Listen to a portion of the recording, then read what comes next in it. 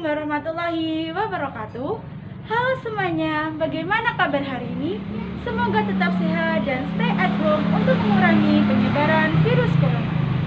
Sebelum saya mulai, perkenalkan, nama saya Sofia Nurindrianisi, biasa dipanggil Sofia, dari Manajemen Fakultas Ekonomi Bisnis Universitas Trunojoyo Madura.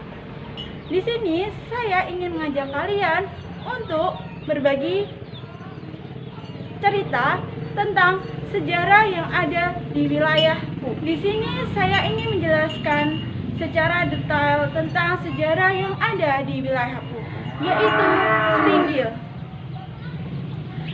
Di sini sudah ada yang pernah tahu kan apa itu sejarah? Iya, sejarah merupakan peristiwa yang ada di masa lampau sehingga kita dapat mendalami, dapat memahami perjuangan para tokoh pendahulu kita.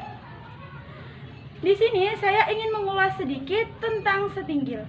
Stinggil merupakan tanah berunda yang tinggi yang terletak di Dusun Bendok, Desa Mojorejo, Kecamatan Modo, Kabupaten Lamongan.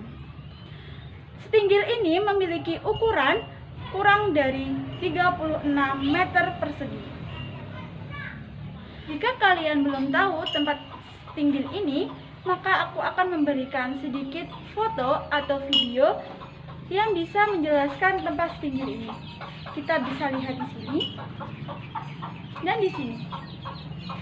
Itu adalah gambaran dari tempat Stinggil ini. Stinggil Modo ini merupakan tanah yang berunda yang menjulang tinggi ke atas, dan di atasnya terdapat puncak dari Stinggil ini, teman-teman. Di puncak tersebut digunakan sebagai tempat pemujaan roh nenek moyang atau biasa dikenal dengan semedi yang dilakukan pada zaman animisme berhubungan erat loh dengan kerajaan pada masa Hindu, yaitu kerajaan yang dipimpin oleh Raden Wijaya. Pada masa itu Raden Wijaya memiliki dua orang istri yang bernama Dewi Anusari yang merupakan permaisuri dan Darapeta yang merupakan pembantu dari Raden Wijaya tersebut. Pada saat itu, kerajaan menginginkan seorang anak laki-laki yang akan menjadi penerus dari kerajaan tersebut. Namun pada saat itu, Dewi Anusari yang merupakan seorang istri dan permaisuri belum memiliki anak. Pada saat itu, Darapeta sudah memiliki anak yang bernama Jayanegara, dan diangkatlah Jayanegara sebagai pemimpin kerajaan pada masa itu. Darapeta sangat bahagia, dan namun selama beberapa tahun, akhirnya Dewi Anusari mengandung seseorang anak laki-laki, dan pada saat itu pun Darapeta sangat marah, sangat kecewa, dan sangat gugup, takut akan kerajaannya diambil alih oleh anak dari Dewi Anusari tersebut. Sehingga Dewi Anusari pada saat itu diasingkan ke suatu tempat yang sangat sepi, dan Sari meninggal dunia pada saat melahirkan anaknya yang dinamai dengan Jogomodo. Pada saat itu, anak dari Anusari itu diselamatkan oleh Ki Gede Sidowayah yang merupakan pengasuh dari Jogomodo tersebut, teman-teman. Untuk makam dari Dewi Anusari ini sendiri terdapat di Desa Cangcing. Setelah meninggal, kemudian anak dari Anusari ini diasuh oleh Ki Gede Sidowayah. Namun pada saat pertengahan pengasuhan, Ki Gede Sidowayah menyerahkan anak ini kepada Mbok Rondo Worowili karena dia tidak sanggup untuk mengasuh anak ini sendirian. Mbok Rondo lah dia mengasuh Jogomodo ini.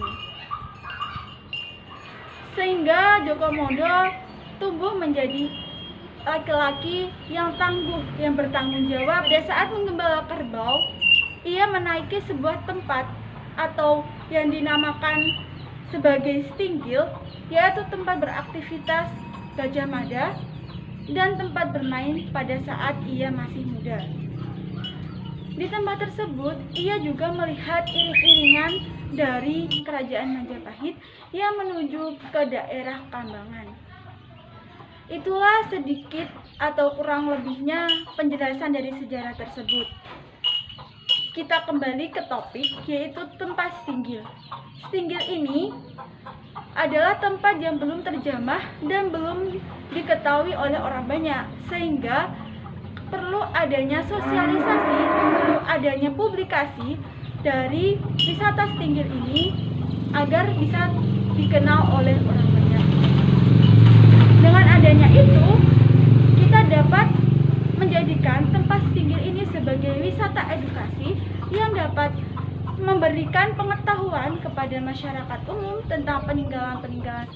Dengan adanya wisata edukasi di tempat stinggil ini, maka akan meningkatkan perekonomian masyarakat di sekitar wilayah tersebut, sehingga perekonomian di wilayah tersebut makin meningkat. Jadi kesimpulan pada video ini yaitu banyak sekali tempat bersejarah yang ada di wilayah sekitar kita yang perlu dikembangkan lebih-lebih lagi oleh kita sendiri dan pemerintah.